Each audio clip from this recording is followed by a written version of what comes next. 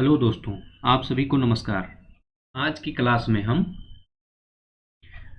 भारतीय संविधान के अंतर्गत भाग 6 में राज्य के बारे में पढ़ेंगे, जो राज्य के बारे में भाग 6 में दिया गया है।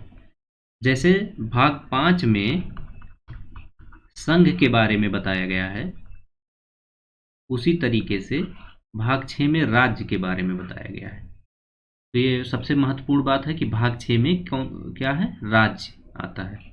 यह अनुच्छेद 152 से लेकर 237 तक इसमें राज्य के बारे में प्रावधान किया गया है। अब राज्य में क्या क्या आता है? राज्य के अंतर्गत राज्यपाल, मुख्यमंत्री यानी मंत्रिपरिषद,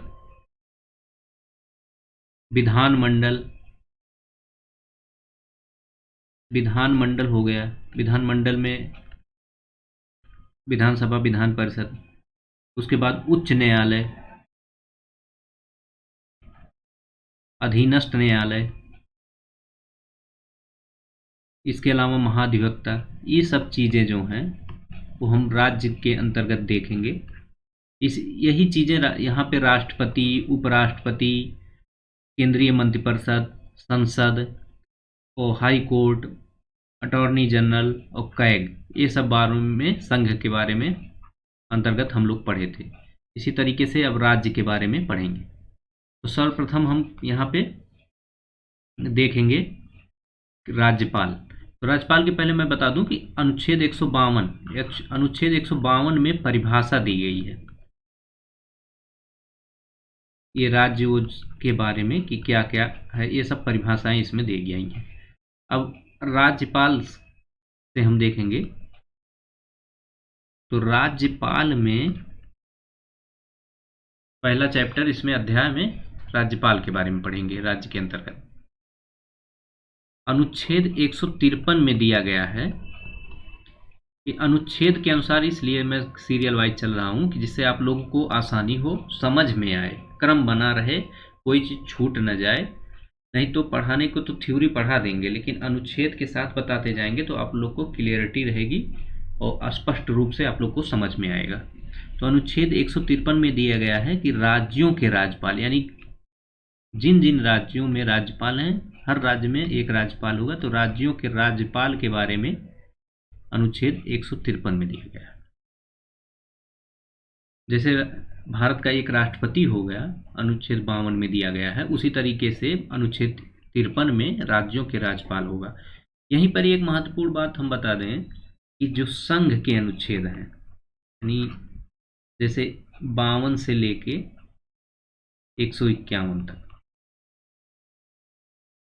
इसी तरीके इसमें राज्य के अनुच्छेद में जब 52 में आप 89 जोड़ेंगे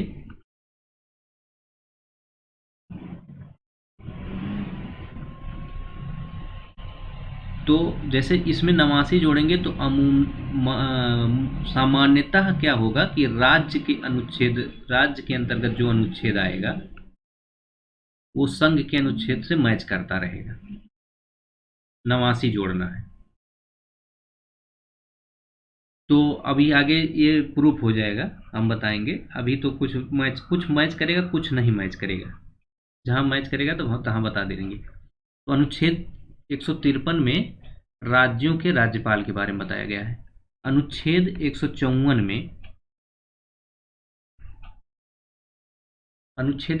में क्या बताया गया है कि राज्यपाल जो होता है वह कार्यकारी प्रमुख होता है, राज्य का कार्यकारी प्रमुख, और केंद्र सरकार का प्रतिनिधि होता है राज्य में, केंद्र सरकार का प्रतिनिधि। तो इस तरीके से उसकी दोहरी भूमिका होती है, कार्यकारी प्रमुख, केंद्र सरकार का प्रतिनिधि।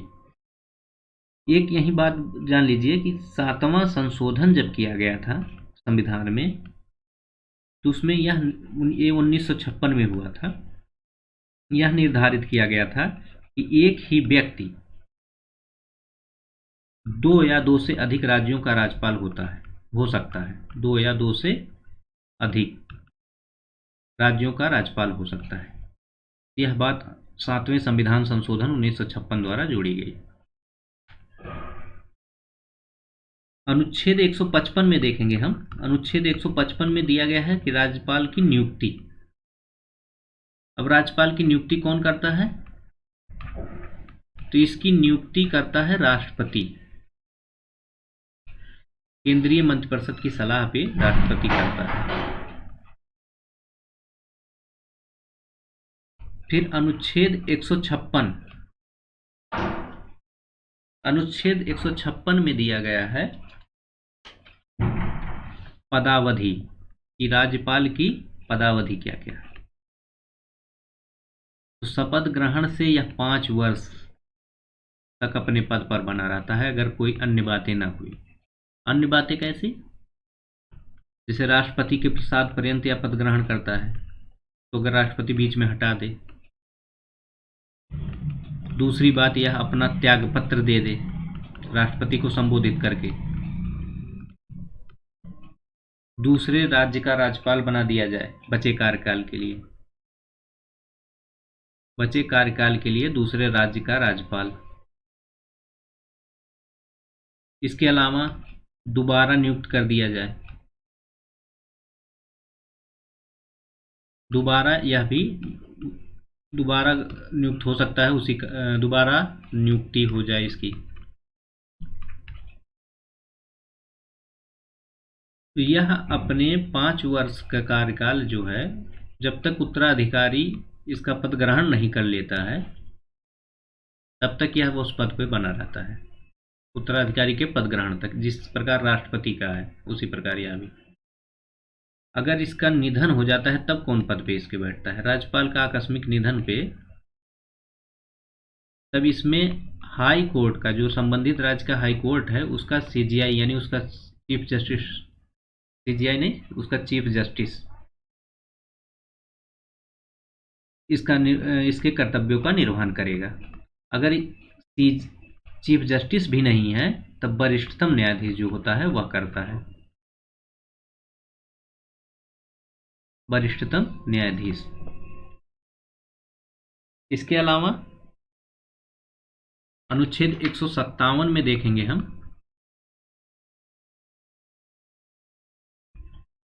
तो इनकी अर्हता के बारे में दिया गया है, इनकी अर्हताएं क्या क्या है। तो सर्वप्रथम भारत का नागरिक होना चाहिए, 35 वर्ष की उम्र सीमा पूरी की हो। इसके अलावा ये है कि संबंधित राज्य से संबंधित ना व्यक्ति ना हो, उसी राज्य का व्यक्ति ना हो, दूसरे राज्य में। राजनीतिक पृष्ठभूमि ना हो, लेकिन राजनीतिक पृष्ठभूमि वाली ये बातें तो फॉलो नहीं की जाती हैं, लेकिन ये वाली बात फॉलो कर ली जाती है। ये परंपरा दिया है, लेकिन ये अनिवार्य रूप से होना चाहिए। तो अर्हता के बारे में हो गया। अनुच्छेद 158 में क्या दिया गया है? अनुच्छेद 158 में दिया गया है राज्यपाल के कार्यालय की दशाएं। बस इतना ही इसमें जान लीजिए, राज्यपाल के कार्यालय की दशाएं दिया गया है अनुच्छेद 158 में। अब हम 59 के बारे में पढ़ेंगे, अनुच्छेद 159, अनुच्छेद 159। अब देखिए, राष्ट्रपति अनुच्छेद 60 में शपथ दिया गया था ना, तो इसमें 60 में जब हम 89 जोड़ रहे हैं, 9 और कितना हो जा रहा है, 8 से 14, 149, 89, थोड़ी कंफ्यूजन हो गया है, ये बात में हम बताएंगे। अनुच्छेद 159 में इसमें शपथ के बारे में दिया गया है, शपथ या प्रतिज्ञा के बारे में इसके बारे में दिया गया है।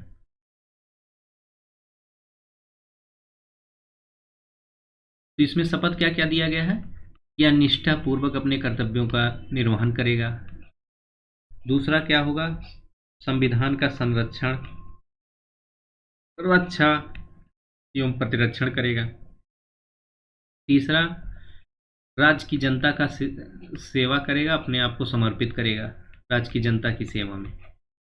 यह इसका शपथ लेता है। इसको शपथ कौन दिलवाता है, यह महत्वपूर्ण बात है। तो शपथ इसको संबंधित राज्य का जो हाई कोर्ट है उसका चीफ जस्टिस दिलवाता है। अगर यह चीफ जस्टिस नहीं है तो वरिष्ठतम, जो उस हाई कोर्ट का वरिष्ठतम न्यायाधीश होगा वह दिलवाएगा। यह बहुत ही महत्वपूर्ण बात है, यह क्वेश्चन पूछा था।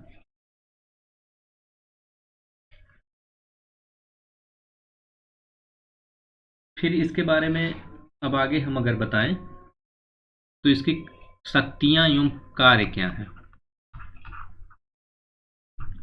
शक्तियां एवं कार्य, तो सर्वप्रथम कार्यकारी शक्तियों के बारे में देखते हैं। तो कार्यकारी शक्तियां क्या है? या राज्यपाल जो है, इसी के नाम से राज्य के सभी प्रमुख कार्य होते हैं। राज्यपाल के नाम से सभी कार्य, क्योंकि यह कार्यकारी प्रमुख है और राज्य का प्रथम व्यक्ति है। इसके अलावा दूसरी बात जो इसमें है, यह मुख्यमंत्री और मंत्रिपरिषद की नियुक्ति करता है।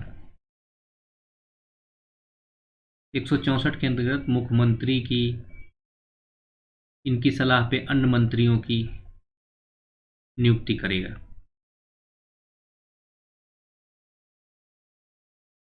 अगर संवैधानिक आपातकाल इसी की सिफारिश पे राज्य में लगाया जाता है। संवैधानिक आपातकाल के लिए यह सिफारिश करता है। आगे जब हम आपातकाल पढ़ाएंगे तो उसमें बताएंगे कि अनुच्छेद 356, 365 ऐसे यह लागू होता है। फिर यह राज्य विश्वविद्यालय जो होता है, राज्य विश्वविद्यालय, उसका कुलाधिपति होता है और उनकी कुलपतियों की नियुक्ति इसी के द्वारा की जाती है। इसके अलावा राज्य लोक सेवा आयोग, निर्वाचन आयोग,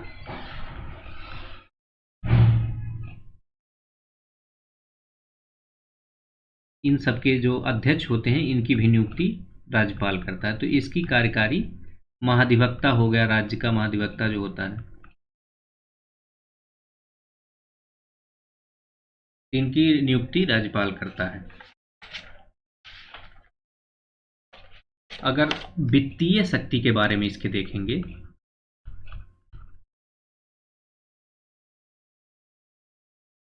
तो यह बजट जो होता है, वार्षिक वित्तीय विवरण, वार्षिक वित्तीय विवरण,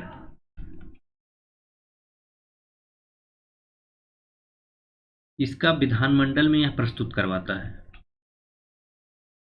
बजट जिसे हम कहते हैं सामान्य आम बोलचाल की भाषा में। अगर धन विधेयक है तो उसकी पूर्व सहमति प्रदान करता है। धन विधेयक में पूर्व सहमति, जैसे राष्ट्रपति वहां करता था। राज्यपाल के बिना सहमति के अनुदान मांग नहीं आ सकता। राज्यपाल की सहमति जरूरी है, इसके बिना अनुदान मांग नहीं।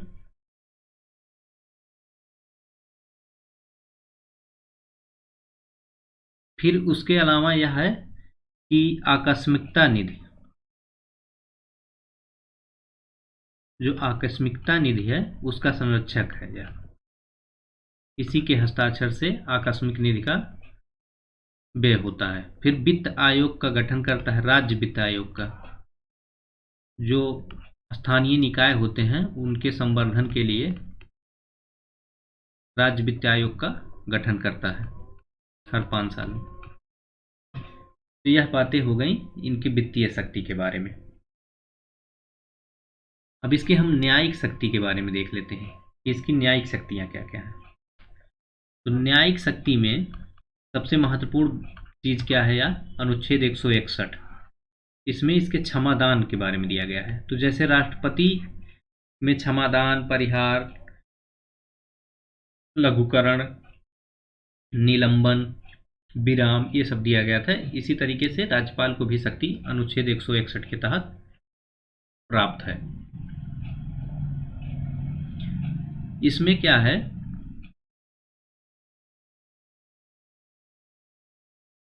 कि राष्ट्रपति, जब क्षमादान की बात आती है तो इसमें राष्ट्रपति से 2 चीजें भिन्न हैं कि जब मृत्युदंड की सजा हो तो राष्ट्रपति इसे पूर्ण रूप से क्षमा प्रदान कर सकता है, लेकिन राज्यपाल ऐसा नहीं कर सकता। राज्यपाल इसके प्रकृति को चेंज कर कर आजीवन कारावास में बदल सकता है, लेकिन मृत्युदंड को समाप्त नहीं कर सकता। एक यहाँ पे है। दूसरी बात, जो सैन्य न्यायालय के जो होता है निर्णय, उसको राज्यपाल नहीं परिवर्तित कर सकता है, यह राष्ट्रपति ही कर सकता है। तो दो चीजें न्यायिक में क्षमादान वाले में है। इसके अलावा जो होता है कि जब हाई कोर्ट न्यायिक शक्ति में अन्य बातें, एक क्षमादान हो गया। अनुच्छेद 217 के अंतर्गत किया है कि जब हाई कोर्ट के न्यायाधीशों की नियुक्ति होती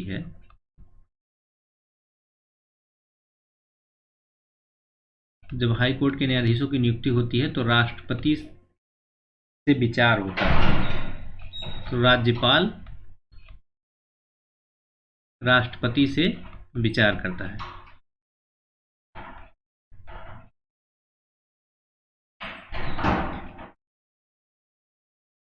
इसके अलावा जब जिला न्यायाधीश, ये 233 के अंतर्गत दिया है अनुच्छेद, जब जिला न्यायाधीशों की नियुक्ति होगी, उनका स्थानांतरण होगा, कि नियुक्ति, स्थानांतरण, इन सब चीजों के लिए जो हाई कोर्ट से विचार करेगा राज्यपाल, तो यह अनुच्छेद 233 में दिया गया है। और 217 में जब हाई कोर्ट के न्यायाधीशों की नियुक्ति में राज्यपाल राष्ट्रपति से विचार करेगा। फिर न्यायिक नियुक्ति आयोगों से जुड़े लोगों पर, जो न्यायिक नियुक्ति आयोग होते हैं, अन्य न्याय से संबंधित अधिकरण, उनकी नियुक्तियां करता है। तो यह इसकी न्यायिक शक्ति हो गई। अब आज की क्लास यहीं तक। कुछ व्यवधान बीच बीच में आ रहे हैं, आवाज़ ज़्यादा हो रहा होगा, बीच में देखिएगा, उसके लिए क्षमा चाहते हैं। लेकिन आगे करेंगे। राज्यपाल के बारे में थोड़ा और बचा है, फिर मंत्रिपरिषद और विधानमंडल के बारे में पढ़ाते हुए उच्च न्यायालय करते हुए राज्य समाप्त करेंगे। तो ये सब नेक्स्ट क्लास में करेंगे। कुछ व्यवधान आ रहा है, उसके लिए क्षमा। तो अगली क्लास में हम पढ़ाएंगे। Success secret by Manoj sir channel का नाम है, इसे आप सब्सक्राइब कर लीजिए, लाइक करिए, कमेंट करिए, ज़्यादा से ज़्यादा लोगों के बीच शेयर करिए। धन्यवाद।